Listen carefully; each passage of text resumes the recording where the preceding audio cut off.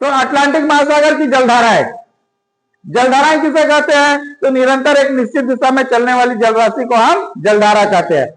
जलधाराओं को हम दो भागों में बांटते हैं, गर्म जलधारा और ठंडी जलधारा, है ना। गर्म जलधाराएं अपने आसपास के तापमान को बढ़ा देगी और ठंडी जलधाराएं अपने आसपास के तापमान को ठंडा कर देगी। हमेशा याद रखना है कि जो निम्न अक्षांश से उच्च अक्षांश की ओर जाएगी, तो निम्न अक्षांश मतलब शून्य अंश अक्षांश। शून्य अंश अक्षांश में वर्ष भर सूर्य की किरणें सीधी पड़ती है, इसलिए निम्न अक्षांश से उच्च अक्षांश की ओर जो जलधाराएं जाएगी वो कैसी जलधारा होगी? गर्म जलधारा होगी। तो उच्च अक्षांश में वर्ष भर सूर्य की किरणें तिरछी पड़ती है, इसलिए क्षेत्र कैसा होता है? ठंडा होता है। तो वहां से जो आने वाली जलधाराएं हैं उच्च अक्षांश से निम्न अक्षांश की ओर, वो जलधाराएं कैसी होगी? ठंडी होगी। तो वो अपने आसपास के तापमान को ठंडी कर देगी। ठीक है। जिस प्रकार से हम देखते हैं यहाँ पर किनारे की जलधारा ऊपर से नीचे आ रही है, ये कैसी जलधारा है? ठंडी जलधारा है। लेब्राडोर की जलधारा ऊपर से नीचे की ओर आ रही है, ये कैसी जलधारा है? ठंडी जलधारा है।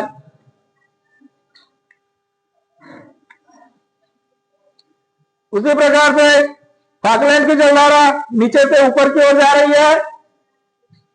है ना, उच्च अक्षांश से निम्न अक्षांश की ओर जा रही है, ये कैसी जलधारा है? ठंडी जलधारा है। वेंगुला की जलधारा है ना, उच्च अक्षांश से निम्न अक्षांश की ओर जा रही है, ये कैसी जलधारा है? ठंडी जलधारा है। ठीक है। इसको एक बार फिर से हम समझ लेते हैं। तो जलधाराओं को हमने कितने भागों में बांटा? दो भागों में बांटा, उत्तरी अटलांटिक महासागर की जलधाराएं और दक्षिणी अटलांटिक महासागर की जलधाराएं। पहले हम देखते हैं उत्तरी भूमध्य रेखीय जलधारा। तो ये जो जलधारा है शून्य अंश अक्षांश से लेकर के 10 अंश अक्षांश तक उत्तरी ध्रुव में चलती है, इसलिए इसे अपन क्या कहते हैं? उत्तरी भूमध्य रेखीय जलधारा।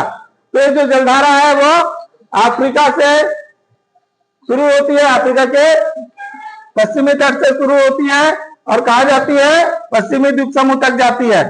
पश्चिमी द्वीप समूह में टकराने के बाद में यहाँ पर एक द्वीप है जिसका नाम है एंटिलिस। एंटिलिस द्वीप समूह में यहां से एक जलधारा निकलती है जिसको क्या कहा गया? एंटिलिस की जलधारा। तो पश्चिमी द्वीप समूह में पूर्व की ओर से एक जलधारा निकलती है जिसे कहा गया एंटिलिस की जलधारा। पश्चिमी द्वीप समूह के पश्चिम में एक जलधारा जाती है, यहाँ पर है कैरेबियन सागर। कैरेबियन सागर को पार करके जाती है, इसलिए इसका नाम हो गया कैरेबियन की जलधारा। ठीक है। ये कैरेबियन की जलधारा आगे जाती है मैक्सिको की खाड़ी में। ये अमेरिका का दक्षिणी भाग है ना, यहाँ पर है मैक्सिको की खाड़ी। इस मैक्सिको की खाड़ी में मिसिसिपी और मिसौरी नदी का जल आता है और कैरेबियन सागर है, उत्तरी भूमध्य रेखीय का जल आता है। तो यहाँ पे जल का स्तर कैसा हो जाता है? ऊंचा हो जाता है, इसलिए यहाँ से जल जो है वो ऊपर की ओर जाने लगता है। और यहाँ पर है फ्लोरिडा। फ्लोरिडा राज्य है ना, फ्लोरिडा खाड़ी है, प्रायद्वीप है, तो फ्लोरिडा के तट से गुजरती है, इसलिए इसका नाम हो गया फ्लोरिडा की जलधारा। ये जलधारा कैसी जलधारा है? गर्म जलधारा है। तो फ्लोरिडा आगे जाती है हैट्रस तक। हैट्रस में एक गल्फ स्ट्रीम जलधारा है ना, यहां इसका नाम फ्लोरिडा का चेंज हो जाता है और इसका नाम क्या हो जाता है? गल्फ स्ट्रीम की जलधारा हो जाता है। हैट्रस से लेकर के आगे ग्रैंड बैंक तक की जो जलधारा है उसको हम गल्फ स्ट्रीम की जलधारा के नाम से जानते हैं। गल्फ स्ट्रीम की जलधारा जो है वो गर्म जलधारा है। फ्लोरिडा की जलधारा गर्म जलधारा है। गल्फ स्ट्रीम की जलधारा ग्रैंड बैंक से आगे न्यूफाउंडलैंड तक जाती है। न्यूफाउंडलैंड में बेफिन की खाड़ी से, लेब्राडोर सागर से और डेविस जल संधि से एक जलधारा निकलती है जिसका नाम है लेब्राडोर की जलधारा। तो न्यूफाउंडलैंड में गल्फ स्ट्रीम की गर्म जलधारा और लेब्राडोर की ठंडी जलधारा दोनों आपस में मिलते हैं। दोनों के आपस में मिलने के कारण वहां पर कोहरे का निर्माण होता है। कोहरे के निर्माण होने से वहां पर प्लैंकटन नामक घास उत्पादन होता है। उस प्लैंकटन नामक घास को खाने के लिए मछलियां आती है, जो मछलियों का उत्तम पौष्टिक आहार है। ठीक है। इसलिए वहां पर बड़ा बड़ा मत्स्य उत्पादक केंद्र है जिसका नाम क्या है? Grand bank. हाँ, तो न्यूफाउंडलैंड में गल्फ स्ट्रीम और लेब्राडोर जब दोनों आपस में मिल जाते हैं तो 40 अंश के आसपास में पछुआ पवन का प्रवाह है। पछुआ पवन पश्चिम से पूर्व की ओर चलती है, तो ये जो जलधारा है वो भी पश्चिम से पूर्व की ओर बहने लगती है। इस जलधारा को हम नाम दिए उत्तरी अटलांटिक प्रवाह। ये उत्तरी अटलांटिक प्रवाह आगे चल करके डेल्टा के रूप में अलग अलग भागों में बढ़ जाती है। उत्तर की ओर जाती है तो इसे इर्मिंगर की जलधारा कहते हैं और इधर नॉर्वे की ओर जाती है तो इसे नॉर्वे की जलधारा कहते हैं, और इधर बिस्केन की ओर जाती है तो इसे रेनल की जलधारा कहते हैं। और यहां पर हम देखते हैं कि ये जो आर्कटिक महासागर है, यहां पर ग्रीनलैंड है, इसके पूर्वी भाग से एक जलधारा आती है जिसे कहा जाता है पूर्वी ग्रीनलैंड की जलधारा। कौन सी जलधारा? पूर्वी ग्रीनलैंड की जलधारा। ये पूर्व भाग से है ना, इसलिए इसे पूर्वी ग्रीनलैंड या ग्रीनलैंड की जलधारा भी कहते हैं।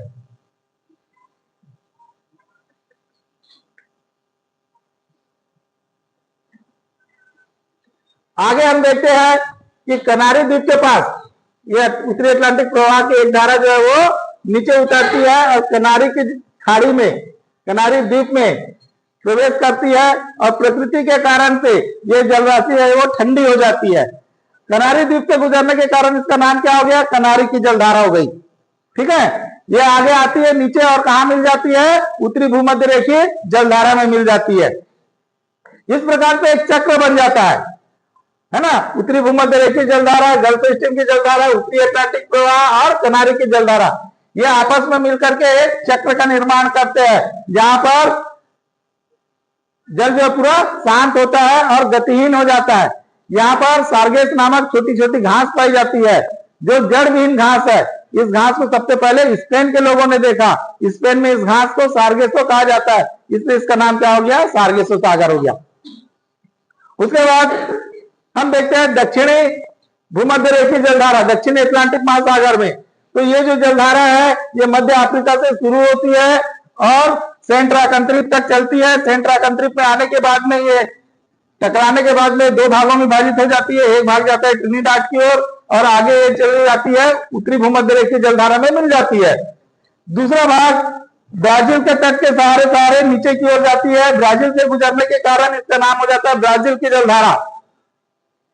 ठीक है, उसके बाद में हम देखते हैं नीचे की ओर, तो आर्कटिक महासागर से एक जलधारा आती है जो फॉकलैंड द्वीप समूह से होकर के ऊपर की ओर जाती है, उरुग्वे तक जाती है और ब्राजील की जलधारा से मिल जाती है। तो फॉकलैंड की जो जलधारा है वो ठंडी जलधारा है, ब्राजील की जलधारा गर्म जलधारा है। तो ब्राजील की जलधारा और फॉकलैंड की जलधारा अर्जेंटीना के पास उरुग्वे में मिलते हैं और दोनों मिलकर के कोहरे का निर्माण करते हैं। उस कोहरे से